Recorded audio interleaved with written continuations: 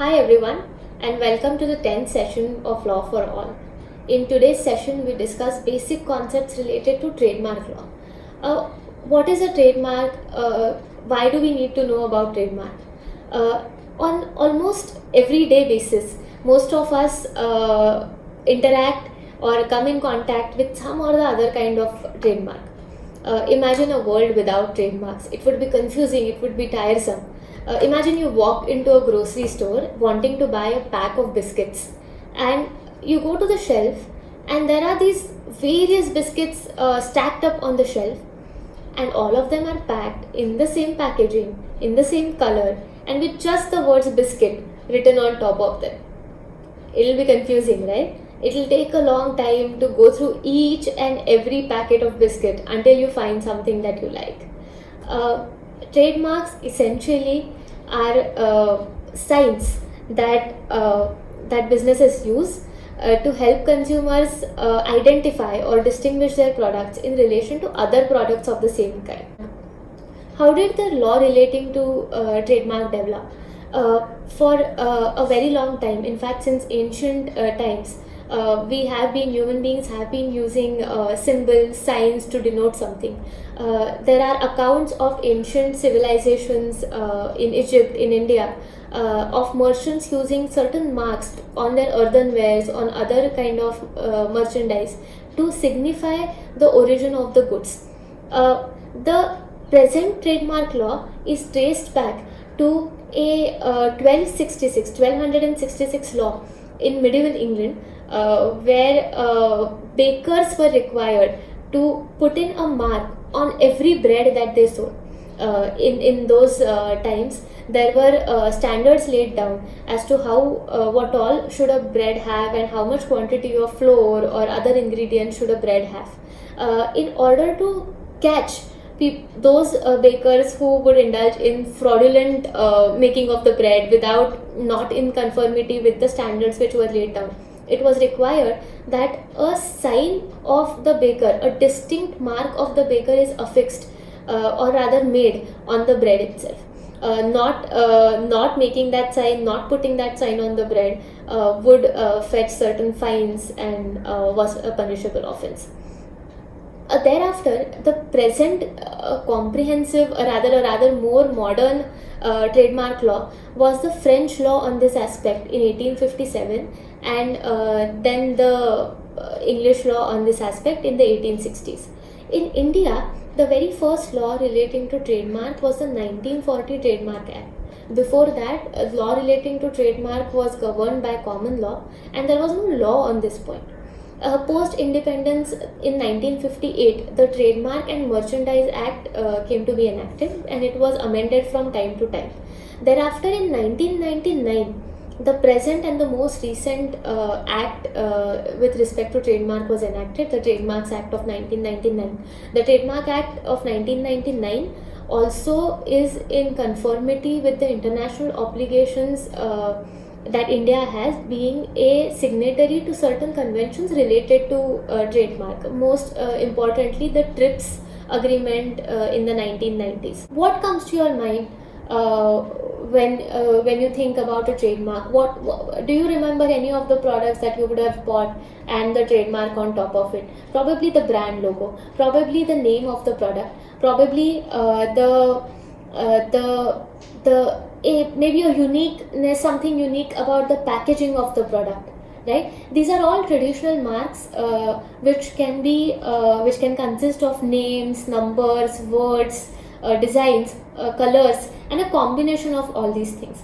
There are also certain non-traditional marks. So over the years, consumers identify certain products with a unique aspect of that product, which could either be the smell of the product or a certain unique taste of the product, a certain sound that they associate with a certain product, and so on.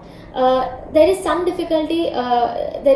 difficulty in registering a non-conventional or a non-traditional trademark, in that a trademark has to be graphically represented for it to get registration. Often marks which relate to smell or taste are very difficult to show graphically on paper or to have a graphical representation of them. Sound marks are registered in India, and in 2008 the first sound mark was registered in India, which was the jingle or the yodel for the company Yahoo. Since then, quite a few sound marks have been registered in India. Apart from being a mark which is capable of graphical representation, a trademark also has to be distinctive in nature. Why is that? A mark, to be used as a trademark, once it is registered as a trademark, it means that apart from the registered proprietor or user or an authorized user, no other person can use that mark in the course of trade for the purpose of denoting or identifying products or services which are similar or identical to the products and services for which the trademark is registered. Which means that a mark once registered can only be used by that person who has registered the mark in respect of those services or products. If a mark is not distinctive in nature, if a mark is quite normally commonly used by people in relation to that product or service, that can cause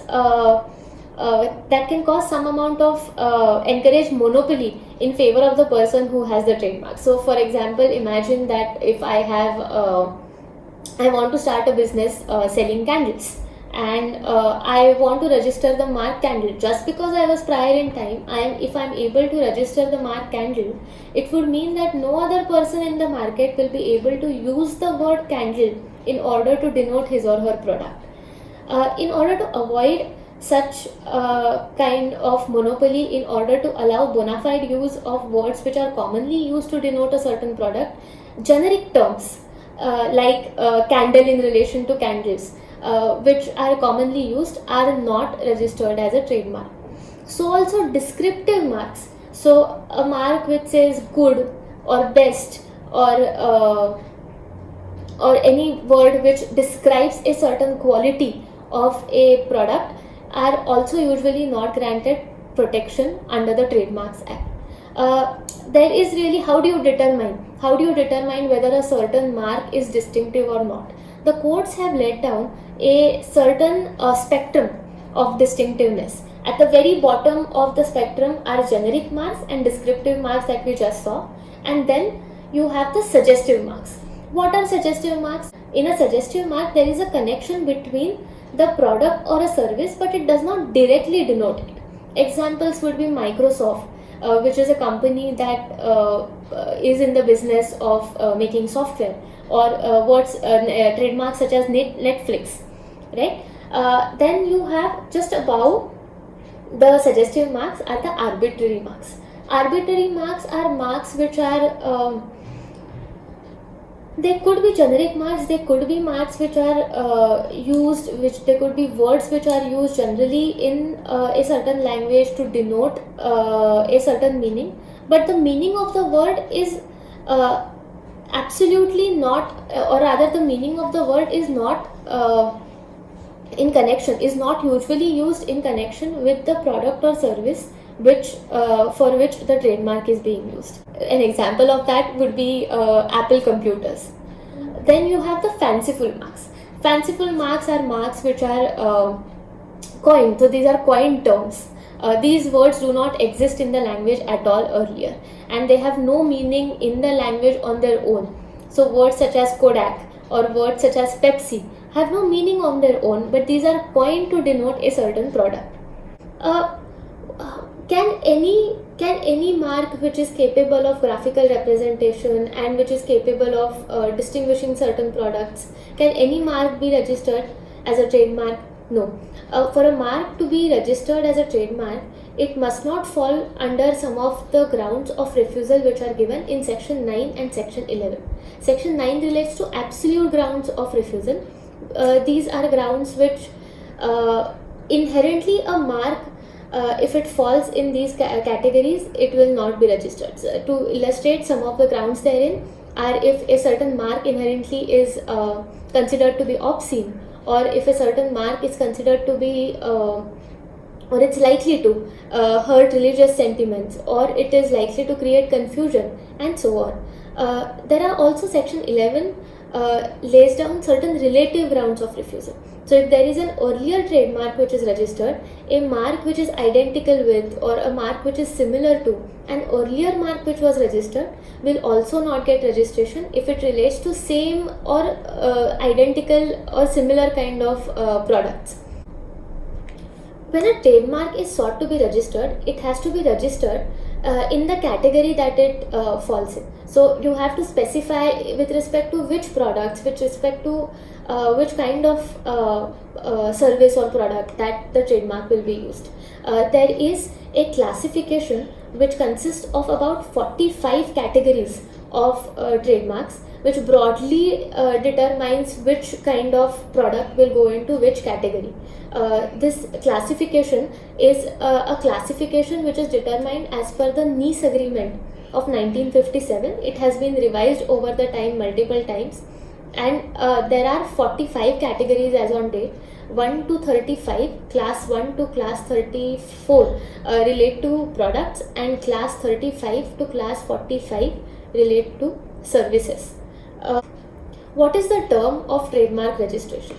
A trademark once registered can be renewed from time to time, multiple times, and indefinitely. For indefinite number of times, a trademark can be renewed.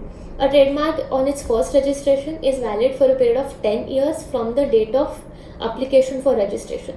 Thereafter, it can be renewed over after every 10 years and for a period of 10 years. So the renewal is also for a period of 10 years. Potentially a trademark is forever. If it is renewed from time to time, it can continue to be used forever, except that there are cases when one could lose a trademark. Primarily the reasons for losing a trademark could be either because there is no use of the trademark for a period of more than 5 years, or because there is improper licensing or improper assignment of the trademark and there is no steps are being taken for the protection of the mark in the market. Or it could also be because a mark which was distinct when the mark was registered loses its distinctiveness, or it becomes a word which is used in common parlance, common language by people.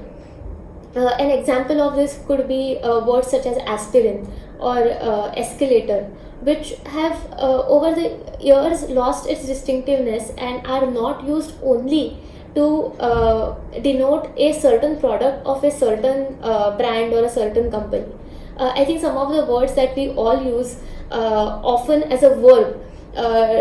For example, we say things such as let us Google this, or let me Xerox this. So Xerox, Google are trademarks, and brands today try to educate customers, create awareness amongst consumers to use the words in a manner so that it doesn't become a part of a language but remains it maintains its distinctiveness. What is infringement of trademark? A trademark is infringed if a person who is not authorized to use that trademark uses it in the course of trade to denote a certain product or a certain service which is similar to the product or service for which the trademark registration is granted. The use by to denote that product or to denote that service has to be either of the same identical mark or of a deceptively similar mark. Deceptively similar means that a mark which is not identical but very nearly resembling the trademark which is registered, and in such a manner that it is likely to cause confusion in the public as to whether it is a product which of the earlier trademark, associated with the earlier trademark. There are certain remedies laid down in the Act for infringement. There are civil as well as criminal remedies. So falsifying a trademark, using a trademark which does not belong to a person, or a person who is not authorized to use a trademark, if he or she uses a trademark, that amounts to infringement and a criminal offense which is punishable with imprisonment and with fine. There are also civil remedies. A person who is whose trademark is infringed upon can file a claim for damages, for accounts, for confiscation of the infringing mark or products which are being sold under the infringing trademark. There are some other terms that you should know about trademark. A certification mark. A certification mark is a mark which is used, which is also a mark which is not used to denote a certain product or certain service, but rather to denote that the product on which the mark is placed is it complies with certain standards or certain specifications. Second is a collective mark. A collective mark is not granted to one proprietor, but rather a mark which is granted to an association of persons or a group of people. Then comes the concept of a well-known mark. What is a well-known mark? A well-known mark is a mark which is granted protection despite whether it is registered as a trademark or not. These are marks which are so well-known or so famous, so widely known in a certain group of people that even other products, even though they belong to other categories, may be construed in connection with these marks. Then there is a concept of trade dress. What is a trade dress? A trade dress is the unique shape of the packaging of the product or the product itself. So, if you remember, the Coca-Cola bottle has a unique shape to it. That is a trade dress. The Trademarks Act 1999 also protects a trade dress. Thank you for being a part of the session. I hope it was useful to you.